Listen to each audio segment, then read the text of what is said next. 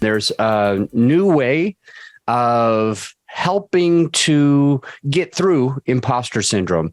So I guess we should define imposter syndrome in the first place. What does it mean? It means that sometimes we just aren't completely sure of ourselves. We're not sure if we're old enough or if we're too old.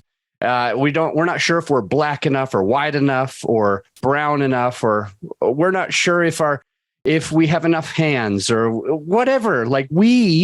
It doesn't matter your race, your color, your creed, how many limbs you have, your sexual preference. You are worthy. And in this episode, I want to talk about imposter syndrome, that every freaking body suffers with it, no matter who you are or where you come from. Now, especially when you start a new business, and especially when you start a new thought leadership platform. As you're writing a book, as you're starting a podcast or a YouTube channel, you're going to experience this thing called imposter syndrome a lot. And it kind of holds us back. We ask ourselves questions like, who's going to listen to me?